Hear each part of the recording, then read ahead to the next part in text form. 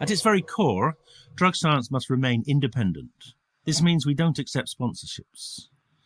It's with the support of the drug science community we're able to do this and make the podcast in the first place.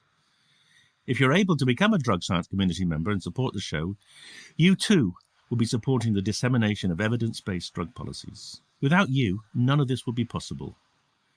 For anybody interested, there's a link in the show notes. Thank you.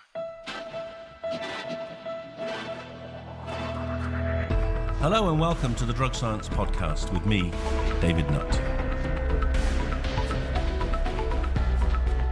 Here we're bringing together experts and activists for a rational, honest and informed conversation about drugs. Well, hello and welcome to another Drug Science Podcast. And today I have a rather unusual guest, a man who's come quite late in life into the psychedelic therapeutic space, but in quite a short time he's left a really impressive mark. His name is Peter Hunt. He's currently chair of Mind Medicine Australia. And as he'll explain to you in a minute, this is a charity that he set up to try to rectify what he saw as some of the deficiencies in terms of treatment of severe mental illness in Australia. So very welcome, Peter. Thank you, David. It's lovely to be here. Now, you and I worked together very closely at the end of last year on my grand tour of the eastern states of Australia, where we gave a lot of talks and we met a lot of people and we tried to communicate the importance of psychedelic therapy.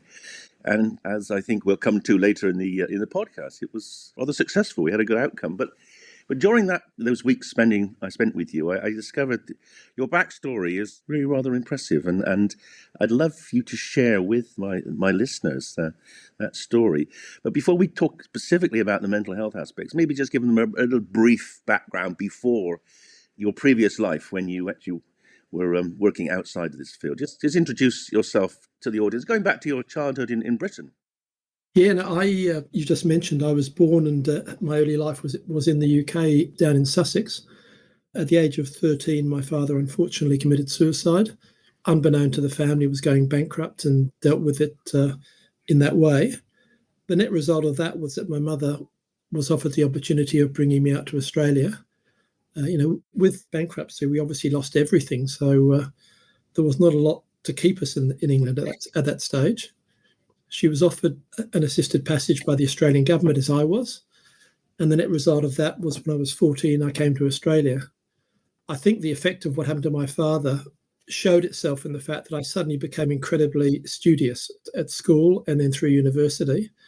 And that was probably a reaction to the insecurity that was caused by his death. Then went into law and then investment banking, and then spent about 30 years as an investment banker, both in Australia and overseas, and loved it. But as part of the later stage of investment banking, started getting back involved with community, and particularly the not-for-profit sector, and started off in the homelessness sector, but then moved to overseas development and social inclusion. And then at the ripe old age of 54, decided that I'd had enough of investment banking and it was time for me to do something completely different. And since then, I've basically been what I would refer to as an engaged philanthropist. In other words, I go into areas of social need with philanthropy, but also roll up my sleeves and get involved directly to try and change or meet a particular social need or try to help to solve a really difficult problem. And I remember when I was staying with you in Sydney, I was reading the local newspaper and discovered you've been very instrumental in setting up, I think, homes for abused women there. That was your first move into the charity sector, is that right?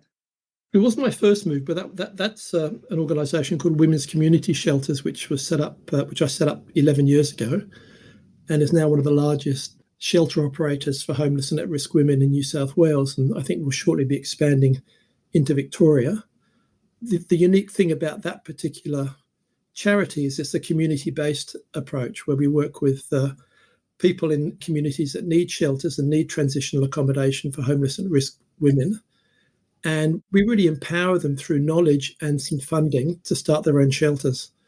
So it's really a way of trying to change the paradigm by working at the community level rather than believing that everything can be done in a hierarchical level. And, in the not-for-profit sector, I'm a great believer that hierarchies don't work. You've got to empower local people to solve local problems.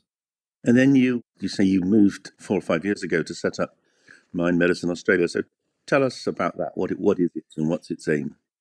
Yeah, well, just again, by way of background, I was heavily involved in the homelessness area. And if you look at homelessness, then probably 80% of homeless people have mental illness issues, which isn't surprising when you think about it. And, the problem is that, governments and philanthropists set out all sorts of programs to try and help people in those circumstances. But the reality is that unless you can help them with their mental illness, it's asking a lot of them to get their lives back together again. So that was, I guess, my interest in the mental health sector came from, but it was really brought to a head by my wife, Tanya de Jong, who came across, and who was also, I might add, very actively involved in the not-for-profit sector. She came across some reports about how successful psychedelic-assisted therapies were in overseas trials and got really excited about it, told me that I should get excited about it as well. So, being an ex-investment banker, I rolled up my sleeves and got involved in understanding the research. And really, to my surprise, because I had no knowledge of psychedelic therapies before that time, to my surprise, what I found in the research was that these therapies were showing remarkable remission rates in overseas trials. What Tanya then did is she reached out to a number of researchers, and that included Robin Carhart-Harris and obviously you, David, at Imperial College. And because we got so fascinated in these therapies, we tried to get onto a trial, but was told that we couldn't because we didn't have any obvious mental illness that would fit a particular clinical trial. But got to understand that it was legal in the Netherlands and went over there with a therapist and went through the psilocybin experience, and came out of that, I've got to say, gobsmacked by the experience. Uh-huh. Found it absolutely extraordinary, but understood pretty quickly why it could be so effective for somebody with severe depression, and then did the same thing with MDMA. And again, realized, having gone through the experience, how useful it would be as a treatment option in the mental health area in Australia. So that led to us saying, well, if we think it can be relevant for mental health, what are we going to do about it? And the logical thing was to start Mind Medicine Australia as a charity. So, no conflicts, as a charity, to develop what we call the ecosystem in Australia, which is really to develop the infrastructure so that these medicines or these medicinal therapies can be available to people in this country who need them through, obviously, the medical sector in clinical environments. And we'll come back to what you've done with Mind Medicine Australia in a little while, but I've always been moved by your own. Again, there's a personal tale there which you may or may not want to talk about now about your previous wife. I mean, is that something you want to share? Because I found rather it's a very moving and compelling story. Yeah, no, very happy to. I was with a very very special, beautiful lady for about 25 years. Ellie was her name. She was a nurse educator, so she was a natural carer, and had spent most of her adult life caring for people or educating carers. Unfortunately, as she got older, I mean, she suffered from depression, but unfortunately, as she got older, her condition worsened, and it got to the stage where Ellie became an alcoholic, and a serious alcoholic. And frankly, when I used to leave the office, I'd make the phone call to Ellie to let her know I was on my way home. And depending upon whether she slurred her voice or whether she spoke normally, I would know whether I was going to have a really rugged evening or a nice evening. And it got to the stage where I found it so difficult that we separated. After we separated, Ellie became suicidal. And she was a remarkable lady, but to say she became suicidal, but also very concerned about seeing therapists. She was very concerned about confidentiality. And what I did was I arranged for a therapist to fly up from Melbourne. We were living in Sydney at the time. And the therapist spent the weekend with Ellie. And at the end of the weekend, I got a phone call from the therapist saying, can you come around because Ellie wants to tell you something. And I went around to where the therapy was taking place. And when I got there, the therapist said in front of Ellie, are you sure I've got your permission to tell you? To tell Peter what happened. And Ellie said yes. And what I learned was that Ellie's father had died when she was young. Well, I knew that. Ellie, her mother had then remarried. I knew that, to a guy called Reg, who was an ex-merchant seaman. What I didn't know was that Reg had repeatedly raped Ellie when Ellie was a young child. And what he would do after raping her would be to basically say that if she told anybody, he would kill her mother. So you there have the most traumatic situation for a young girl of not only getting physical rape from somebody who you should be able to trust, but then seeing your mother's life being threatened. And that obviously had a deep impact on Ellie. And when I asked her at that meeting with the therapist why she'd never told me, because we'd been together for nearly 25 years, her response was, I felt ashamed, which I'm told is a typical response from an adult who's suffered that sort of abuse when they were a child. So, I mean, Ellie unquestionably had post-traumatic stress disorder from that. And had I known about these therapies, or had they been available during the time that we were together, had Ellie had access to these therapies, then she'd have had a real chance of, I think, coming to terms with what happened to her. Yes, and I think that's one of the reasons that you and I are so optimistic, or certainly so committed to psychedelic and MDMA therapy, is that it offers a chance to undo something that's been done a long time ago and has become deeply ingrained in people's mental processes in a very negative and destructive way. I mean, as a psychiatrist, obviously I met on a daily basis people who were suffering the long-term consequences of childhood neglect or abuse. And it was extremely difficult to do anything. One actually didn't know what to do, because going back through it, through talking therapy, often brought back memories which people couldn't cope with. They would dissociate or become extremely distressed. And so what we tended to do was try to patch up the misery and the distress with antidepressants, without really undoing the history and undoing the memories. And that's where psychedelics just seem to have a real potential to allow people to rectify in their own minds this distorted perspective that they've had, which has been put in them. I mean, as you say so graphically from Ellie's example, the sort of mental torture, the physical abuse and the mental torture that was imposed on her by her abusive father is something that she ended up blaming herself for in this peculiar and destructive way that people do. So we're both on a mission, Peter, which is to give people an option, a challenge, giving them a chance to try something different. And that's what My Medicine, I suppose, is really largely about: education and now bringing therapy in. Is that fair? Yeah. By the way, just comment on your comment there that Ellie, she took SSRIs, and she would basically psychiatrist shop. In other words, when a psychiatrist couldn't deal with her problem, she'd go to the next psychiatrist, or when she heard something she didn't like, she'd go to the next psychiatrist, and the problem was never solved. Yeah, My Medicine Australia is very much set up, as I say, to develop the ecosystem, to make these therapies available. I should emphasise there, David, that we regard the doctor-patient relationship as sacrosanct, and we're not trying to get in the way of that. And we're not trying to say that these therapies are for everybody. What we do want to see is psychiatrists having them in their toolbox so that they can explain psychedelic therapies as an option to appropriate patients. And between the psychiatrist and the patient, they can make up their own mind whether the patient continues with SSRIs or some other pharmaceutical, or does something else, including psychedelic-assisted therapies. So just tell us how you've gone about this, the educational process, which I've been part of, but it would be much better coming from you. Tell people about your training scheme. Yeah, well, there's really 4 components to the strategy, and the first one is awareness building, and that's where, David, you've helped us enormously, and that's all about getting out there and explaining the science and the data and the potential of these therapies to different stakeholder groups, and they would range from groups of psychiatrists, psychologists, psychotherapists, and other clinicians to regulators, politicians, and members of the general public. And we do that in a number of forms, written forms. We send out regular EDMs. We have a large database of people who are interested. We've got a very informative website. But we also run webinars. And the webinars are designed to enable people to go up the learning curve. And we invite guests to deliver presentations who've got demonstrable expertise with these therapies and with clinical trials. And David, that's obviously where you've helped us enormously.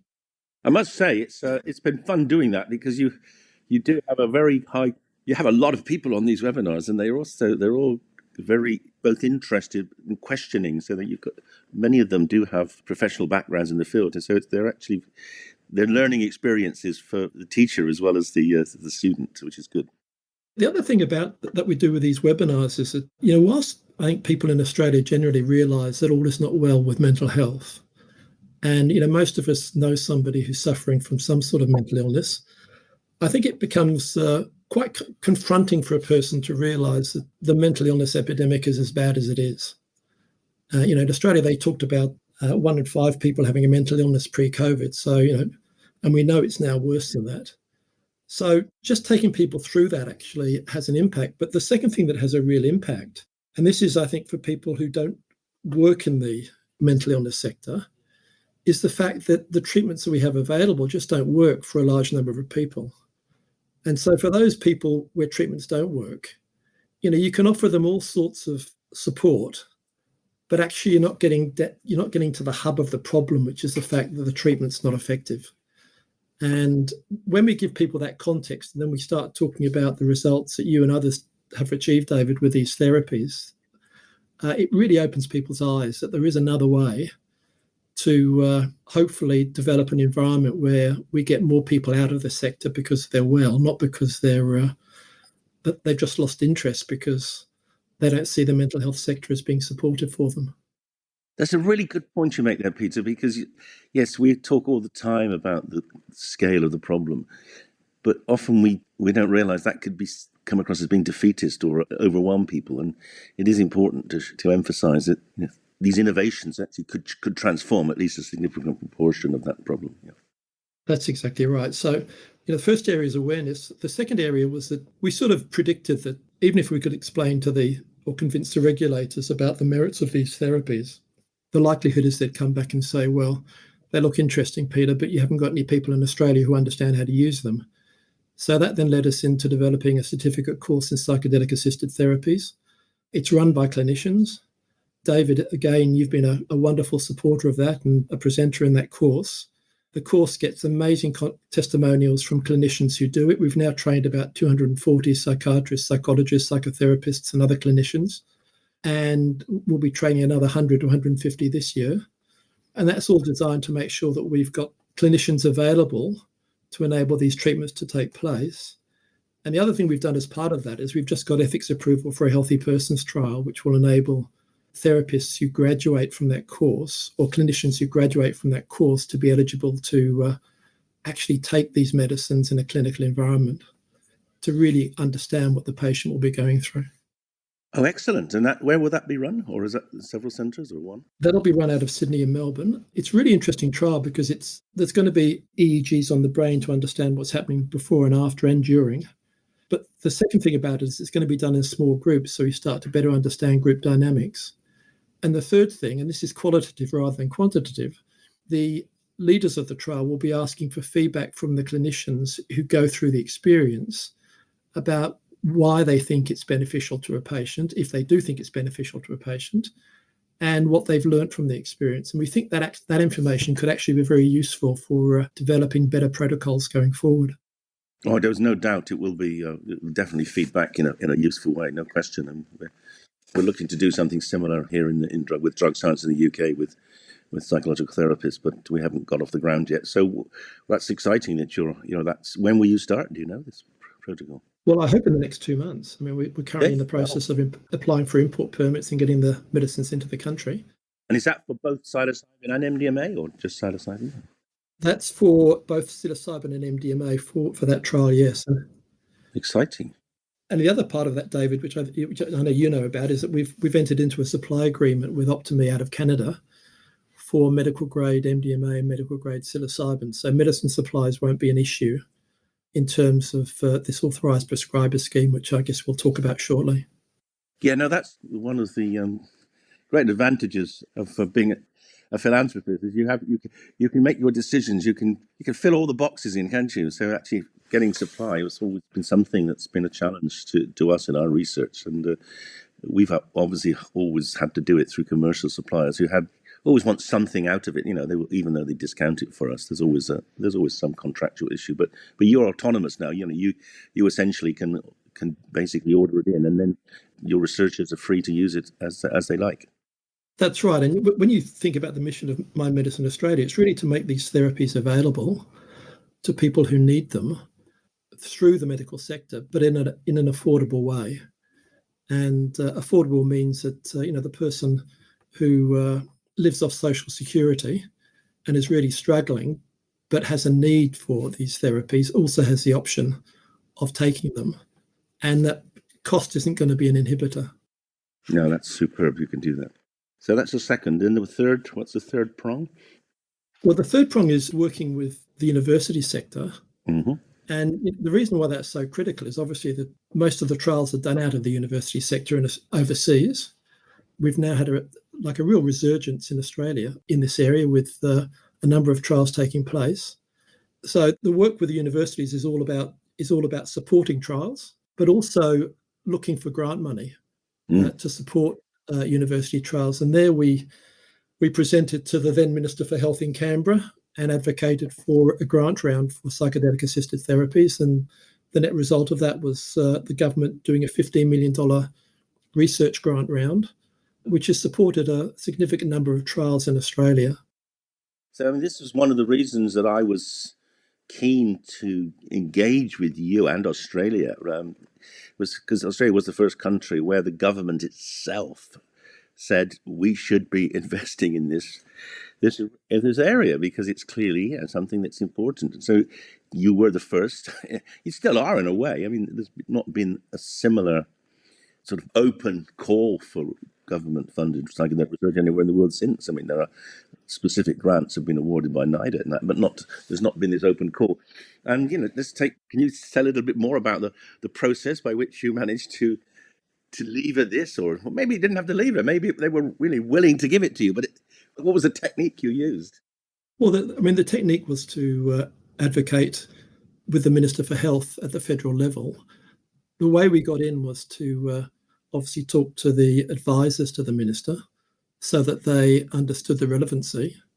When we had the presentation to the minister, we brought in Professor Arthur Christopoulos, who's the Dean of the Faculty of Pharmaceutical Sciences, one of Australia's leading pharmacologists. He joined us in the presentations. During the presentation, we took the minister and his advisors through the data coming out of overseas trials in the context of the mental health epidemic or the mental illness epidemic that we have in Australia. And at the end of the presentation, it was interesting. The minister said, well, this is actually the most positive presentation I've had on mental health since I've been minister. And that's sort of salient, isn't it? Because most people who present to government ministers just want more money. Yes. And they don't come up with solutions. Whereas what we were doing through the great work of you, David, and your colleagues, is actually presenting a potential solution to what is a terrible and apparently appears to be an immovable problem, and that is treatment ineffectiveness for a significant number of people. And the net result of that was that he then started talking about, well, we should actually start funding this in Australia, and that then in turn led to the grant round a few months later. Hello everyone, Dr. Hannah Thurger here. Sorry to interrupt the show, but we have something really exciting that we wanted to share with you all. Drug Science is teaming up with the UK's most prolific psychedelic research centre, Imperial College London, to record a one-off podcast special. But wait, there's more. On Tuesday the 15th of August from 6:30 until 9:30, we're taking the conversation offline and bringing it to the heart of West London. So yes, that's right. Not only are we collaborating with Imperial College for this prestigious podcast episode, this will be a live podcast recording and you're invited to be a part of our audience. Imperial College is sending us their best and brightest minds for an exclusive insight into the world of psychedelic clinical trials, many of which are not even public knowledge at this point. So mark your calendars for Tuesday the 15th of August. Doors open at 6 p.m. and the podcast recording starts at 6:30 p.m. sharp. And as always, our Drug Science Premium community members will be able to attend this event for free and will even be invited to participate in the conversation too. We'll have a Q&A session where our community members can ask their burning questions to our panel of experts. So it's a chance to engage directly with the leading minds in the field and ask Dave pretty much anything. Find out how to become a community member by visiting the link in the show notes. Otherwise, tickets are available now. Please see the other link in the show notes. So don't wait too long though, as space is limited and we do expect this event to sell out fast. I look forward to seeing you there. And now back to the show. Yeah, and in fact, so there are studies going on. I know I'm involved in one of them in Sydney with anorexia, but there are studies going on with both psilocybin and MDMA and a range of different disorders. So credit to you for that. And I suppose, I'm just very envious that you could actually get the ear of the minister, something we think that he failed to do in drug science in Britain. But I think the problem is not actually our charities are so different from yours. I think it's our ministers are definitely much different to yours. Yeah, I think also, David, there are obviously great similarities between Australia and England, but there are also big differences. And one of the big differences is that this is probably a more informal culture, and it's a smaller country. We're way over-governed because we've got state governments as well as federal governments. But I think access to ministers is actually easier here because of all of that. And that enabled us, I guess, to get through the ramparts and have that time with the minister. And, it was pre-COVID, but even then, mental illness was getting worse. And the minister didn't have a response to that other than to look at improving processes or patient access gateways, which is, all very nice. But if you get a better patient access gateway or greater efficiencies as a patient, but you don't get well, it's sort of nice, but not great. But I think also probably the fact that you were coming as a complete neutral. You didn't have any axe to grind. You weren't an academic. You hadn't, this wasn't your research. You weren't making money. You weren't a company. You were coming as a truly sort of disinterested, in the best sense of the word, but educated outsider who could see a problem and was bringing a new vision to it. And that probably helped you get through because you weren't a threat to them, were you? You were a solution rather than a threat. That's right. And we had no axe to grind either, and we had no vested interest. And as you would know, David, there's an awful lot of conflicts across this sector. Yes, we've elucidated some of those subsequently, haven't we? We'll come back to that maybe at the end. But okay, so work with the university sector, which, as you say, is actually, again, when I compare the UK with Australia, there's just so much more interest in Australia in working in this field. In the UK, there's only one or two centres, apart from Imperial and King's, and then there's nothing. And in Australia, I think most universities now have at least some person that's interested in doing psychedelic research. So you're a bit more open-minded. Yeah. No, I think that's right. But again, it came from the great work that you and your colleagues were doing overseas, because Australia, 4.5, 5 years ago, was really nowhere in this sector. And if you mention the word or the phrase psychedelic-assisted therapies, researchers and clinicians would just look at you with really no understanding of the potential. But I think it was the combination of the work that you and your colleagues were doing, together with the government being convinced that there should be a grant round, and researchers starting to realise actually there's money in psychedelic-assisted therapy research, that got the universities to start focusing on it. Yes, and there'll be a steady output of independent research findings over the next few years, which will hopefully be self-reinforcing. And then what was the fourth prong in your four-pronged attack? Well, the fourth prong was all the practicalities of how you actually go from a situation where these are prohibited substances and you can't use them outside of clinical trials to a situation where they can be used clinically within appropriate controls. And that covers things like, the rescheduling that's taken place, medicine supply, working through how these therapies can be given in a way that's cost effective to the patient. In other words, keeping the costs to a manageable level. Longer term, looking for government subsidisation of the clinical costs. it's all those myriad of activities, and also thinking about how you scale this across Australia, because you don't want this just to be something that's used by a privileged or available to a privileged small group of people. You want it to be available through the medical system with appropriate controls to people wherever they are who need access. And that's all about scale and thinking about scale. Yes, which is, again, where your background in investment and thinking about how you develop ideas is obviously going to be very useful. So you had the vision, you had your four planks of the charity. So then tell people about how you went about making the first real move beyond the training. Yeah, well, the first real move was to see if we could get access to these medicines through Australia's Special Access Scheme. And that's a scheme run by the TGA for unregistered medicines. So people won't know what the TGA is? Yeah, Therapeutic Goods Administration, which is the equivalent of the FDA in the States and the regulatory body. They've got a scheme which is called the Special Access Scheme, which enables a medical practitioner to apply for approval on a patient-specific basis where the patient is treatment resistant and, in quotes, at risk. So the first move was to see if we could get psychiatrists to apply for their patients under that scheme.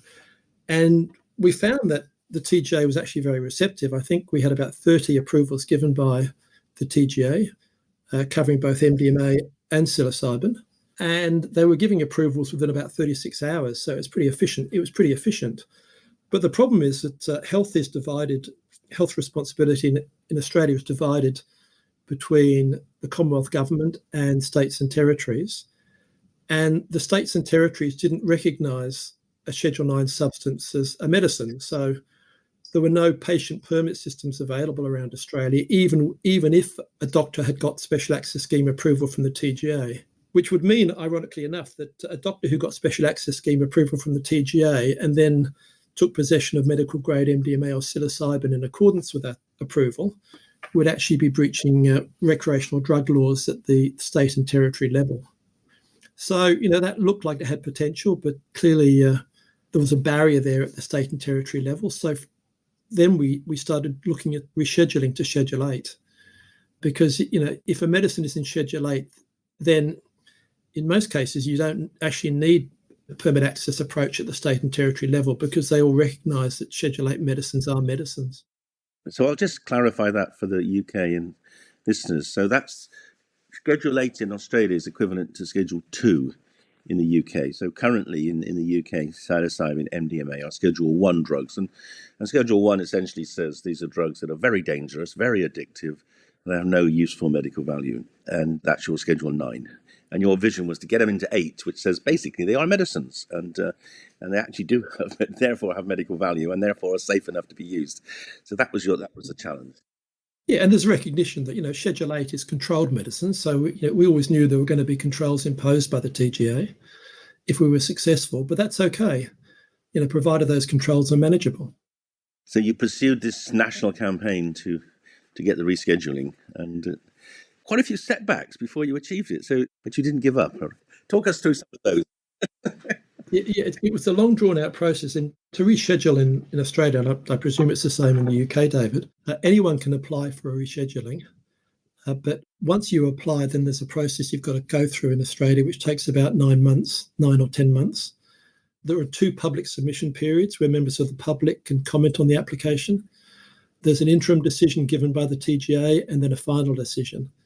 So we initially applied in, I think it was July 2020 for rescheduling. We got knocked back at the interim stage the following February. We then campaigned hard, and the response of the TGA was to appoint a special committee, a so-called independent committee, to look at psilocybin and MDMA. They came back with results that actually would have supported rescheduling, but the net result of that whole process was a final decision against us. Now, having said all that, a lot of people at the time sort of said to us, well, Peter, what a waste of time. But we never regarded it as a waste of time, because both in the interim decision and the final decision, the TGA, or the delegate acting for the TGA, had to give reasons against. In other words, had to give reasons supporting the refusal to reschedule. And as you get reasons, then you've got something to target. And that meant that our second application, which was lodged about 3 months after our first application was refused, could be way, way more targeted. And again, that went through the same 9-month process, interim and final decisions. But this time around, we also combined that with a major campaign. So a much more targeted application and a much bigger campaign. We had 13,000 submissions lodged, which is the most submissions lodged. Yes, just say a little bit more about this, Peter. I think just be clear, so everyone's very clear what you're talking about, because the graphic that I have and you showed to the TGA, the graphic of people supporting versus people not supporting this. So the process was that any person could write into the TGA either supporting or opposing this rescheduling. Is that right? Yeah, I mean, basically the application's put online, and then there's a public submissions period which lasts about a month in the lead up to the interim decision, where anybody can put in a submission. And then after the interim decision is announced, there's another public submission period to comment on the interim decision, again, where anyone can put in submissions. And then that leads into the final decision. Now, what was really good about the second application process is we managed to get over 13,000 submissions lodged. Over half of them came from practitioners in the health sector, and they included a significant number of researchers.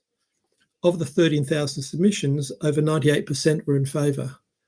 So at this stage, the TGA is dealing with not only, I think, a much more focused application from us, but also a large number of people putting up their hands and saying it's time.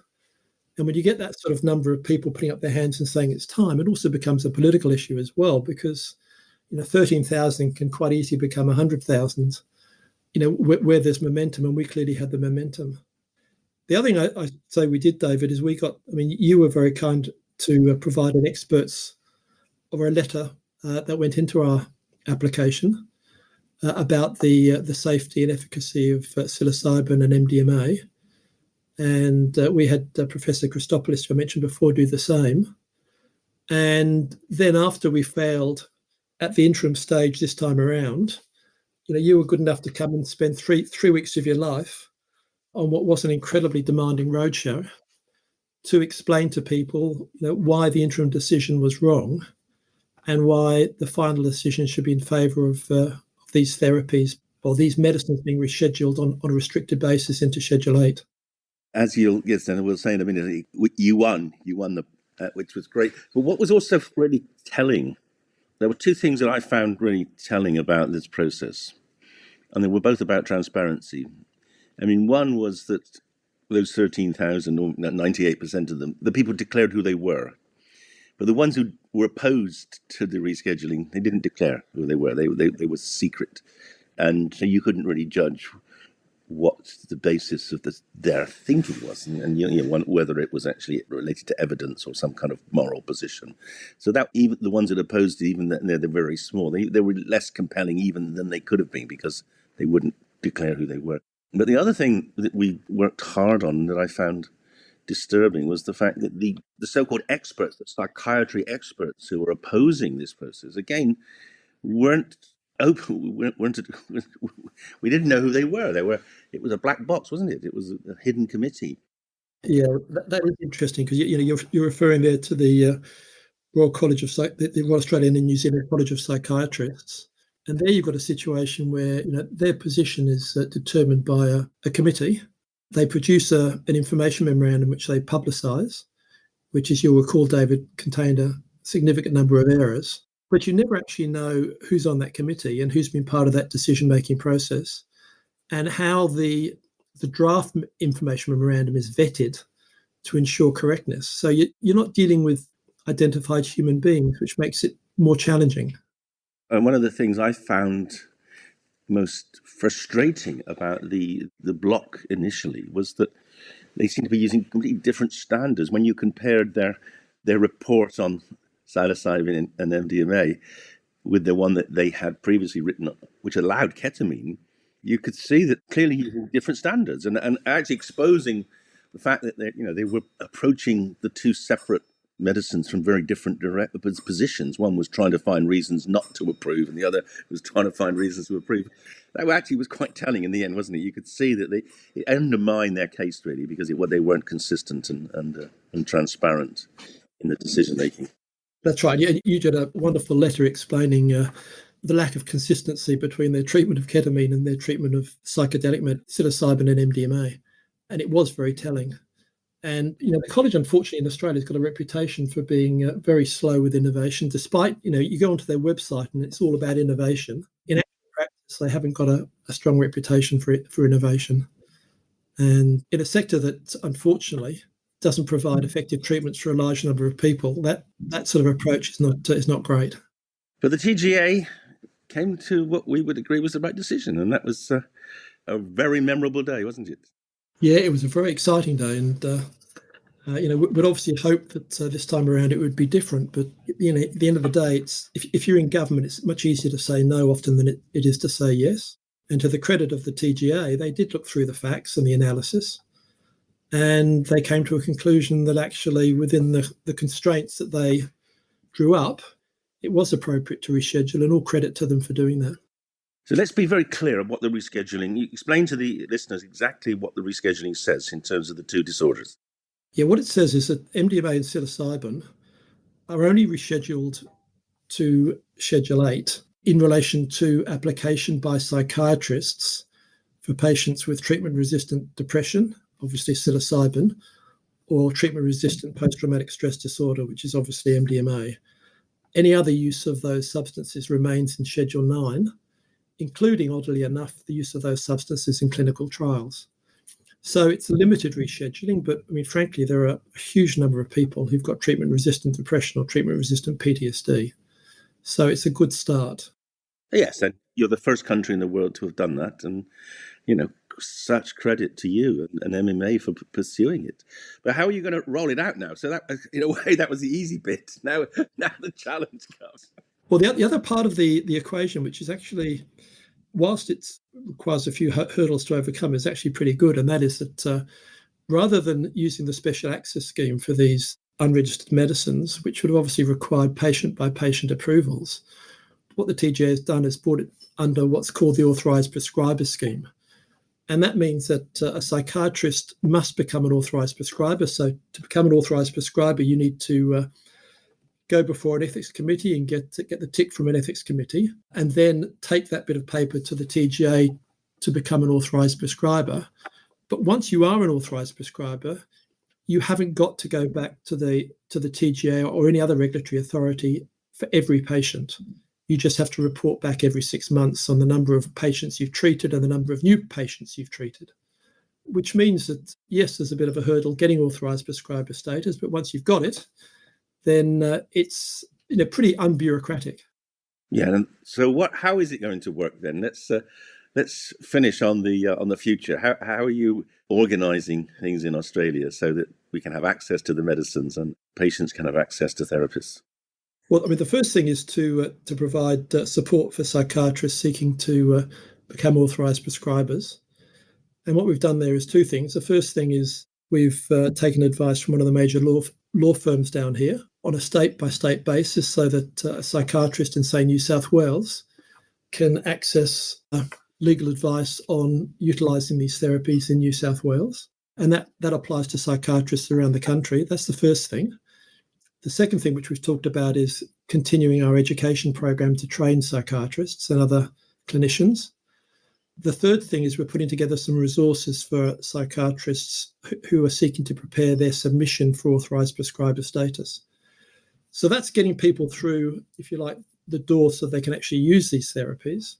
The second thing we've then done is we've got this supply arrangement with Optimi Health in Canada. And that's all about making sure that we've got access to medical grade psilocybin and medical grade MDMA at affordable prices. And we think there that the medicine costs are not going to be an inhibitor because we're going to make sure that they stay as low as possible. So My Medicine Australia will import and then distribute to pharmacies which can dispense. Is that the vision? Well, it's a pharmacist working with us, right, who will be doing the actual importing because it has to be done through the pharmacist. and the pharmacists will then distribute to psychiatrists around Australia. But we basically entered into the supply arrangements, and we're underwriting what is effectively guaranteed supply. Super. And also, you've now working with the University in Canberra, the Australian National University, and Professor Fitzgerald to create some kind of database, or at least audit of outcome. Is that right? Yeah, and again, there, David, with your support and involvement, the whole idea there is to have a situation where there's a central registry, and psychiatrists and patients provide data back to the registry about the effectiveness of the treatments. So you get real-world evidence building up over time about how well these therapies work in clinical practice as opposed to the more narrowly based clinical trials. Yes, it's very exciting because the next couple of years, that data could be transformational for most Western health systems. Showing that these drugs work in the real world as well as in clinical trials will massively accelerate acceptance, I think, and also help people get much clearer in their minds as how to use them and what kind of challenges there'll be and how to optimize their dosing, etc. So yes, unquestionably Australia is leading the world here, and I have to say, Peter, it's largely down to you and Tanya and My Medicine Australia for having the strength of vision to do this. Well done. No, but also I might just say, David, with a certain professor, I Professor Nutt, being prepared to come to Australia during that critical period last year after the failure to get it through the interim decision. And we haven't really talked about it, but one of the things you did, David, is you presented to the TGA. And ahead of that meeting, I spoke to the head of the TGA and asked him how many people he thought would come to that presentation. And he suggested, well, maybe a dozen. He said he didn't know because all he does is send out the invitation to people in the TGA and the Department of Health. But on prior experience, probably 12. And I think we had about 140, which is real evidence of just the focus that was taking place within the Department of Health and the TGA. And then you ran them through a presentation which on safety and efficacy and background. And, that was a really critical part, I think, of getting the right decision from the TGA, because, when you hear from an expert in these medicines and you're not an expert, then, you've got to have good reasons, I think, for not following the advice of that expert. So thank you for being prepared to come out. Yeah, well, thank you for giving me the opportunity. But also, I think we dispelled a lot of myths. We've over 50 years of collected disinformation about these drugs, denial of efficacy, and overemphasis on adverse effects. And it was a great opportunity to talk to regulators about this. I've never had the opportunity in the UK or elsewhere. So I am very grateful to My Medicine Australia for actually allowing this to happen. And congratulations. Without you guys, it wouldn't have happened. There's no question about that. So, Peter, I want to wish you really well in the future. I mean, this is one rung up the ladder, and eventually I think we'll hopefully see with the outcomes of your trials, we'll see, or your initiatives, your registry, we'll see safety and efficacy, and maybe we'll see these medicines being rolled out into other disorders such as addictions, where there are also, there are great treatment needs. But I want to thank you and Tanya for all you've done. It's been a very impressive. Very few charities have succeeded as well as you have. So thank you. Well, thank you, David, and thank you for being. You gave the inaugural keynote 4.5 years ago when we started, and you've been with us ever since. So thank you for your support and Drug Sciences support. And keep up the good work. Thank you very much.